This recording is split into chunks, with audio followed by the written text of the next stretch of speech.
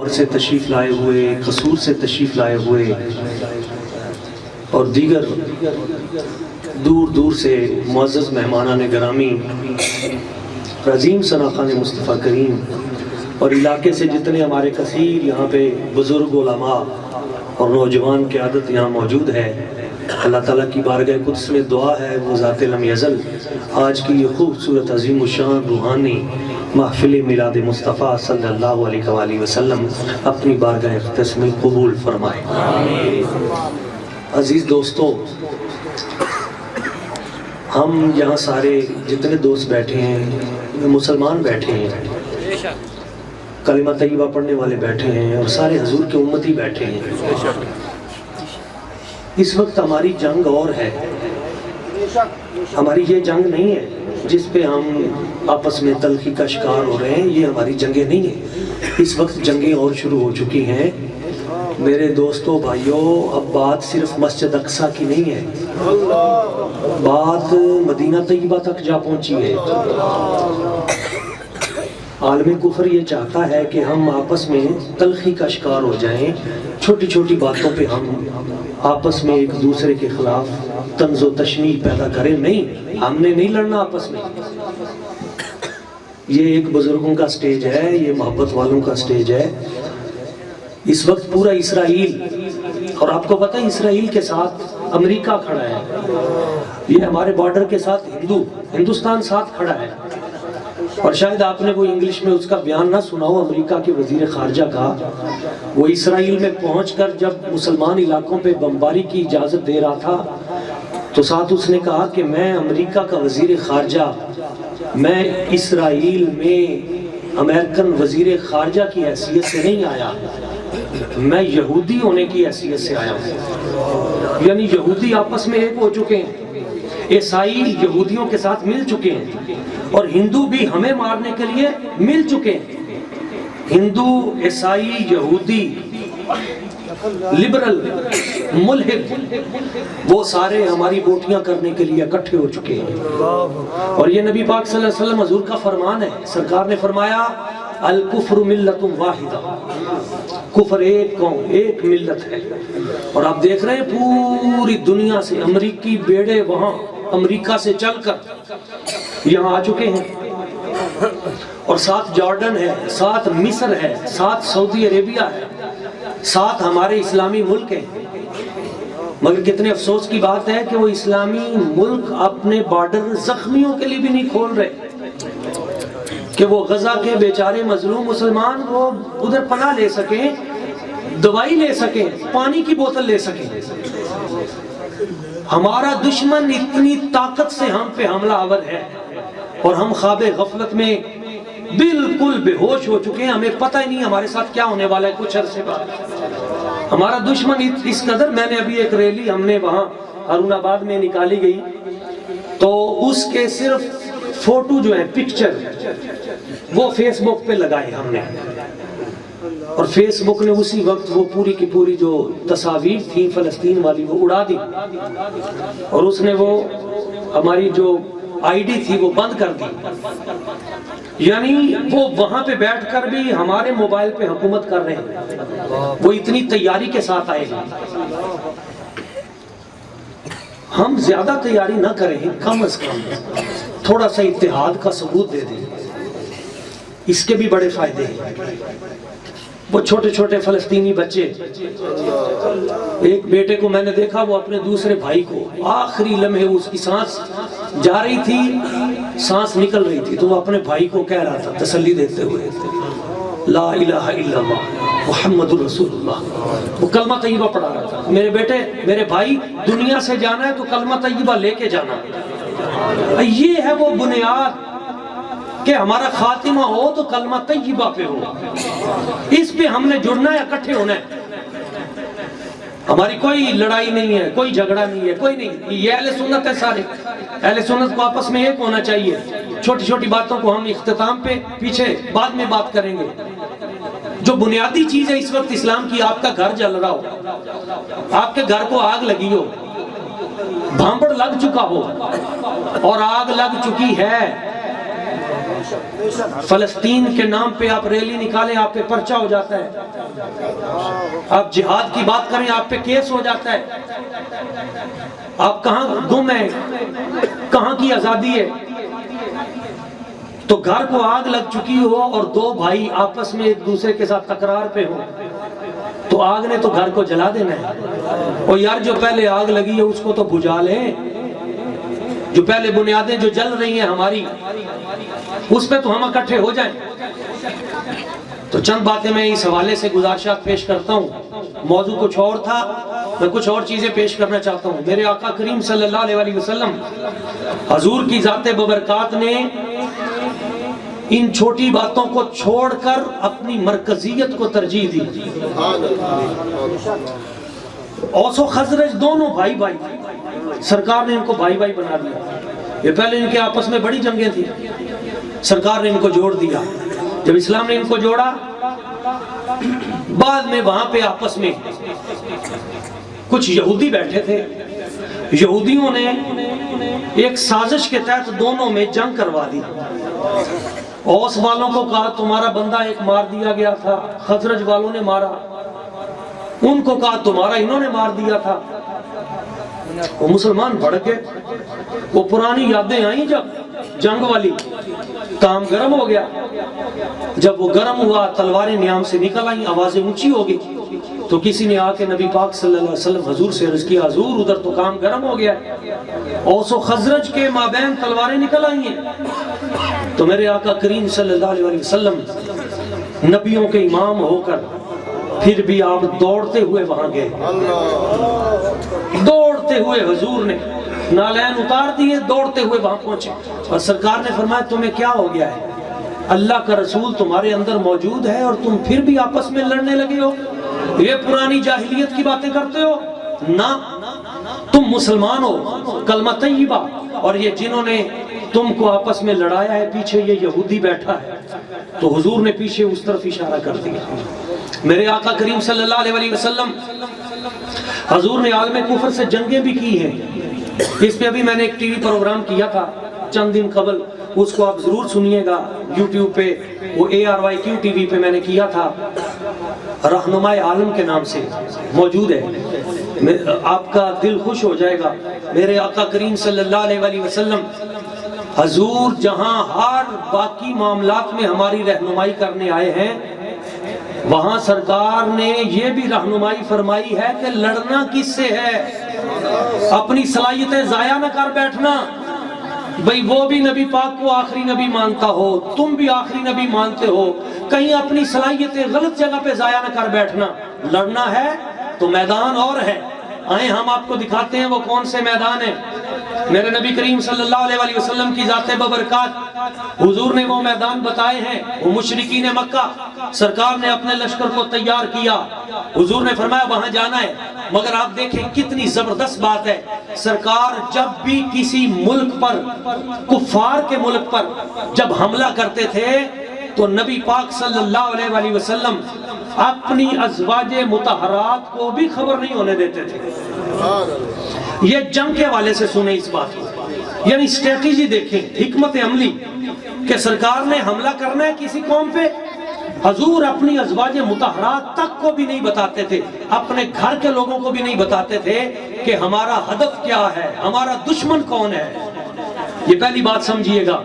ہاں دوسری بات، میرے آقا کریم صلی اللہ علیہ وسلم حضور نے اگر حملہ کرنا ہوتا اس طرف اگر حملہ کرنا ہوتا تو نبی پاک صلی اللہ علیہ وسلم کی سیرت کیا ہے؟ حضور اپنا لشکر لے کر اس طرف نہیں جاتے تھے، سرکار اپنا لشکر لے کر اس طرف جاتے تھے۔ کیا حکمت تھی اس میں کہ دشمن کو آخری لمحے تک پتہ ہی نہ چلے، حملہ اس طرف کرنا ہے، لشکر اس طرف جا رہا ہے، تاکہ جو دشمن کے جاسوس ہیں وہ ان کو بتائیں نہیں آپ خطرے میں نہیں ہیں۔ یہ میرے نبی پاک صلی اللہ علیہ وسلم حضور کی حکمت عملی ہے۔ اب تیسری بات سنیں تاکہ آپ کا ایمان تھوڑا مضبوط ہو، ابھی میں نے کچھ آپ کے ایمان کے بارے میں ایک دو اور باتیں بھی کرنی ہیں۔ نبی پاک صلی اللہ علیہ وسلم جب بھی اپنے لشکر کی ترتیب دیتے تھے تو لشکر کی ترتیب دیتے ہوئے حضور کی حکمت عملی یہ تھی کہ حضور اپنے لشکر کو اس طرح کھڑا کرتے تھے کہ سورج سیدھا آنکھوں میں نہ پڑے. یہ شاید نئی بات ہو آپ کے لیے. یعنی سورج مشرق میں چڑھا ہے تو حضور اس طرح لشکر کو نہیں لے کے جاتے تھے. کیوں کہ آنکھوں میں سیدھا سورج پڑے گا, دشمن کا چہرہ نظر نہیں آئے گا. یہ سبحان اللہ کہنے والی جگہ ہے. حضور اس طرح اپنے لشکر کو ترتیب دیتے تھے کہ سورج کی شعائیں دشمن کے چہرے پہ پڑے, اس کی آنکھوں کے سامنے اسے پتہ بھی نہ ہو کہ مصطفیٰ کریم حضور کے دیوانے کہاں سے پہنچ آئے ہیں. اللہ اکبر. اچھا جی, چوتھی بات. اب چوتھی بات, نبی پاک صلی اللہ علیہ وسلم جب اپنے لشکر کو ترتیب دیتے تھے تو آپ علیہ السلام ہوا کے مخالف رخ پر لشکر کو ترتیب نہیں دیتے تھے. یعنی ہوا ادھر کی چل رہی ہے تو حضور ایسے نہیں لڑتے تھے, ہوا ایسے چل رہی ہے تو حضور اپنا لشکر اس طرف رکھتے تھے تاکہ مٹی اڑ کر اگر آنکھوں میں پڑے تو دشمن کی آنکھوں میں پڑے. پانچویں بات سنیں, نبی کریم صلی اللہ علیہ وسلم حضور جب اپنے لشکر کو ترتیب دے کے لے کے جاتے تھے تو آپ علیہ السلام دشمن کے علاقے میں پہنچ کر وہاں کے پانی کے چشموں پہ پہلے قابو کرتے تھے تاکہ پانی کے چشمے اپنے پاس رہیں. چھٹی بات, نبی پاک صلی اللہ علیہ وسلم جنگ لڑنے سے پہلے جنگ فتح کر لیتے تھے. آپ کہیں گے جی یہ کیسی بات آپ نے کر دی, جنگ لڑی نہیں, فتح پہلے. کیسے؟ یہ ہے نفسیاتی انداز, سائیکالوجیکلی جسے ہم کہتے ہیں. آپ ابھی سمجھ جائیں گے میری بات. مکہ فتح کرنے کے لیے حضور نکلے. مکہ مکرمہ جب پہنچے تو شام کے وقت حضور پہنچے. مکہ مکرمہ میں کسی کو حضور نے پتہ نہیں لگنے دیا کہ اتنا بڑا حضور کے عاشقوں کا لشکر یہاں پہنچ چکا ہے. اچھا, جب مکہ مکرمہ کے باہر پہنچ گئے, اندر مکے کے لوگوں کو ابھی پتہ ہی نہیں, تو سرکار نے اپنے غلاموں سے پتہ کیا فرمایا؟ حضور نے فرمایا الگ بناؤ. ہر بندے کو فرمایا اکٹھی دیگچی میں سالن نہیں بنانا, سارے بندے مل کے ایک دیگ میں سالن نہیں بنائیں گے. ایک دیگ یہاں رکھنی ہے, دوسرا بندہ اپنی دیگ 10 فٹ آگے رکھے, تیسرا بندہ اپنی دیگ 10 فٹ آگے رکھے, چوتھا آگے رکھے. اس طرح تم نے اپنی دیگوں کو پھیلا کر کھانا بنانا ہے. اس میں کیا تھا, راز کیا تھا؟ اب جس وقت اس طرح وہ دیگیں پھیل گئیں تو مکہ مکرمہ کے چاروں طرف وہ دیگیں ایسے پھیل گئیں, اور جب آگ لگی بھانبڑ ایسے آگ, تو رات کے وقت مکہ مکرمہ کے کافروں نے دیکھا, مشرکوں نے دیکھا یہ اتنی بڑی آگ کہاں سے آ گئی. ایسے دیکھتے گئے مکے کے چاروں طرف اتنی بڑی آگ یہ کہاں سے آ گئی. کہا یہ مصطفیٰ کریم حضور کے غلام پہنچے ہیں, اپنا کھانا بنا رہے ہیں, اپنا لنگر بنا رہے ہیں. انہوں نے کہا اتنا بڑا کھانا, اتنی دیگیں, اس کا مطلب ہے لاکھوں مجاہدین اسلام پہنچ چکے ہیں, حضور کا اتنا بڑا لشکر آ گیا ہے. جب انہوں نے وہ آگ کے شعلے دیکھے تو اپنی تلواریں وہاں پھینک دی, اور پھینک کے نبی پاک صلی اللہ علیہ وسلم کے سامنے ہاتھ جوڑ دیے, یا رسول اللہ, یا حبیب اللہ, ہماری غلطیوں کو معاف کر دیں, ہمارے گناہوں کو معاف کر دیں, ہم آپ سے لڑنے کے قابل نہیں ہیں. اللہ اکبر. یا رسول اللہ, شان مصطفیٰ, عظمت مصطفیٰ. اب آپ کو میری بات سمجھ میں آئی کہ جنگ لڑی بھی نہیں اور میرے سرکار نے بغیر لڑے جنگ فتح بھی کر دی. اور یہ بھی ایک جنگ لڑنے کا طریقہ ہے کہ لڑائی نہ کی جائے اور پھر بھی فتح حاصل ہو جائے. نبی پاک صلی اللہ علیہ وسلم کی سیرت میں یہ بھی چیزیں موجود ہیں. سرکار نے فتح کی, کامیابی حاصل کی, اور پھر جب فتح کر لیا, میں نے ابھی پچھلے ایک پروگرام میں کہا تھا, اگر نبی پاک صلی اللہ علیہ وسلم حضور نے اس طرح چاروں طرف یہ دیگیں پکوا کر عالم کفر کے اوپر ہیبت طاری کر دی تو کاش آج ایسا ہوتا, آج پاکستان کی فضائیہ بھی کھڑی ہوتی، آج ترکی کی فضائیہ بھی کھڑی ہوتی، آج سعودیہ کی وہ فضائیہ جو 34 ملک لے کر انہوں نے یمن پہ حملہ کیا تھا، آج وہ 34 ملک اسلامی ان کی فضائیہ بھی کھڑی ہوتی، آج قطر کی فضائیہ بھی کھڑی ہوتی، آج مصر کے طیارے وہ بھی کھڑے ہوتے، اور ان سب کی ٹینکوں اور میزائلوں کا رخ آج پوری دنیا کا چکر لگا رہا ہوتا، جس طرح آگ کے شعلوں نے مکے کے کفار پہ ہیبت طاری کر دی تھی۔ اگر یہ طیارے نکل کر ایک بار اسرائیل کو نام کر دیتے، رب کعبہ کی قسم اسرائیل کی ماں کی جرت نہیں تھی مسلمانوں کی طرف اپنے طیارے اور ٹینک کھڑے کرتا۔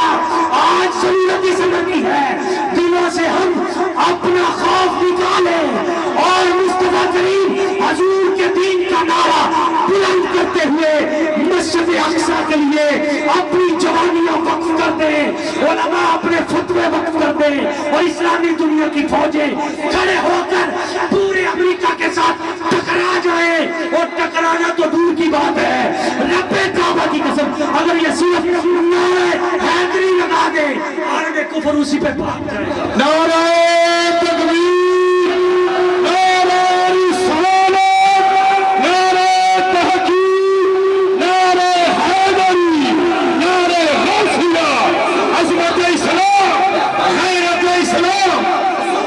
یہ وہ نعرہ ہے، یہ وہ پیغام ہے میرے دوستو جس پہ آج جنگ کرنے کی ضرورت ہے۔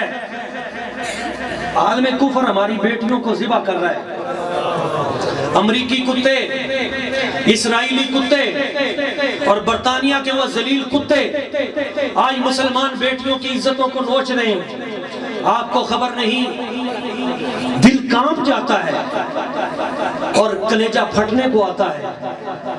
ایک حاملہ بی بی جب وہ راکٹ گرا تو وہ بیچاری پارا پارا ہوئی، اور اس کے شکم کا بچہ وہ بیچارہ تڑپ رہا تھا، اس کو پکڑ کے لیے پھر رہے تھے۔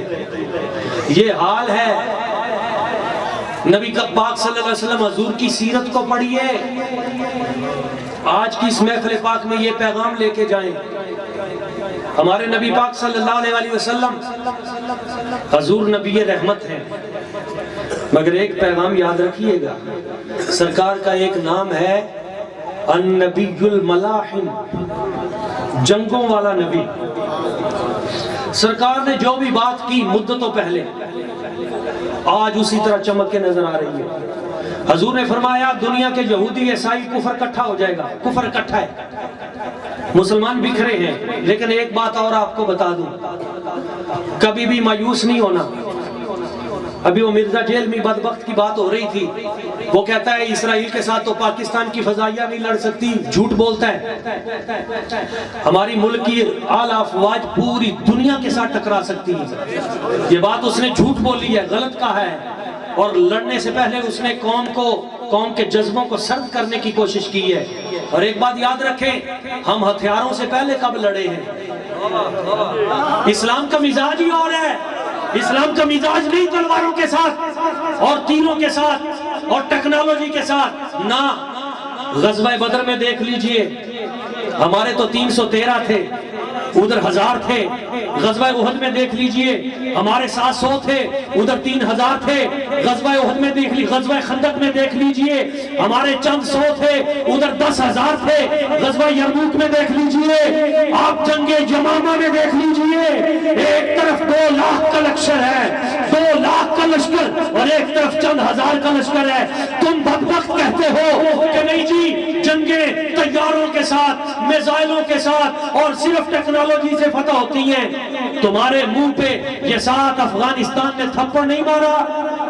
40 ملک تھے نیٹو کے، 40 کتنے ملک تھے؟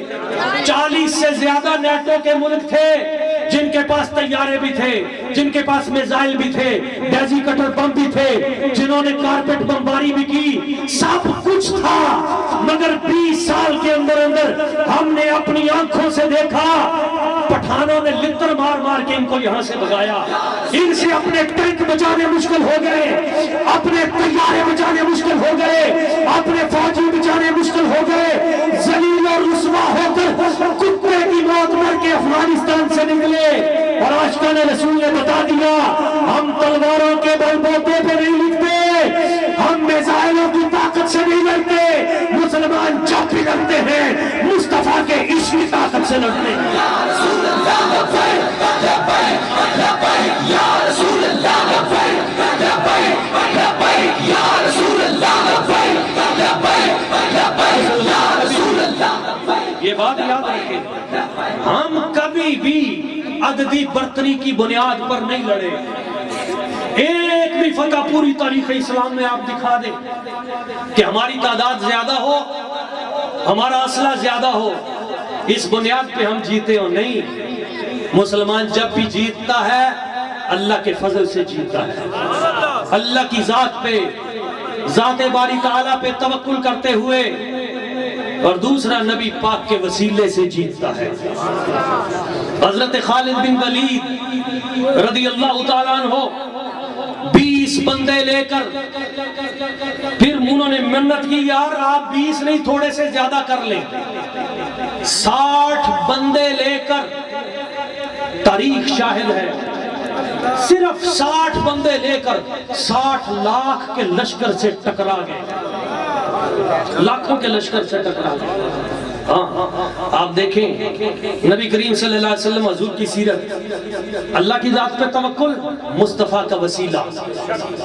حالت جنگ ہے، حضرت خالد بن ولید رضی اللہ تعالیٰ عنہ کی ٹوپی گر جاتی ہے، گھوڑا چھوڑ دیتے ہیں، چھلانگ لگا کے نیچے آتے ہیں، دوڑ کے اپنی ٹوپی کو پکڑتے ہیں، دشمن وار کر رہا ہے، دشمن کے وار بھول جاتے ہیں، اپنی ٹوپی کو بچاتے ہیں، جلدی جلدی ٹوپی پکڑ کے سر پہ رکھتے ہیں، بعد میں اپنے گھوڑے کے پیچھے ہوتے ہیں۔ بعد میں پوچھا صحابہ کرام نے، حضرت خالد بن ولید سیف من سیوف اللہ، سیف من سیوف اللہ، اے جناب خالد بن ولید آپ تو بڑی عظیم ہستی ہیں، آپ تو بڑی نورانی روحانی ہستی ہیں، یہ آپ نے کیا کیا؟ آپ نے تلوار سے یہ کیا کیا کہ ٹوپی کی خاطر آپ نے میدان چھوڑ دیا، ٹوپی کی خاطر؟ تو حضرت خالد بن ولید رضی اللہ تعالیٰ عنہ آپ نے فرمایا یہ ٹوپی کوئی عام ٹوپی نہیں۔ کہا اس ٹوپی میں کیا ہے؟ فرمایا یہ وہ ٹوپی ہے، اعتمرنا رسول اللہ صلی اللہ علیہ وسلم، ایک بار نبی پاک صلی اللہ علیہ وسلم حضور نے عمرہ کیا، سرکار نے عمرہ کیا، اور جو سرکار کے بال تھے منہ مبارک حضور نے وہ بانٹ دیے۔ مجھ میں طاقت ذرا زیادہ تھی، جب سرکار نے بانٹے میں نے آگے ہو کر یہ جو پیشانی کے بال تھے نا ماتھے کے، یہ نبی پاک صلی اللہ علیہ وسلم حضور کے بال یہ میں نے لے لیے۔ فَجْعَلْتُهَا فِي هَذِهِ الْقَلَنْسُوَةِ، اس ٹوپی میں میں نے نبی پاک صلی اللہ علیہ وسلم حضور کے بال سی کے رکھے ہیں۔ فَلَمْ أَشْهَدْ قِتَالًا وَهِيَ مَعِيَ إِلَّا رُزِقْتُ النَّصْرَ، خدا کی قسم ایک بھی جنگ ایسی نہیں لڑی جس جنگ میں یہ ٹوپی میرے سر پہ ہو اور رب مجھے شکست دے دے، اللہ کریم مصطفیٰ کے منہ مبارک کے صدقے سے ہر جنگ میں مجھے فتح عطا کرتا۔ اس لیے ہم کہتے ہیں سونے نالوں سونا چہرہ حضور دا، سونے نالوں سونا چہرہ حضور دا، مولا وکھا دے سانوں جلوہ حضور دا، مولا وکھا دے سانوں جلوہ حضور۔ مکی مدنی جہاں سونا رب نے نہ اور بنانا، مکی مدنی جہاں سونا رب نے نہ اور بنانا، وکھرا بنایا سب تو نقشہ حضور دا، نقشہ وکھرا بنایا سب تو نقشہ حضور دا۔ اور جب میں نے لفظ اچھا کہنا ہے نا، اچھا تے تسی بازو اچھے کرنا ہے، جدوں میں لفظ اچھا کہنا ہے، آیا امت دا والی موڑے تے کملی کالی، ذرا میلاد دا مولوی بنا لئیے نا، آیا امت دا والی موڑے تے کملی کالی، سارے نبیاں تو اچھا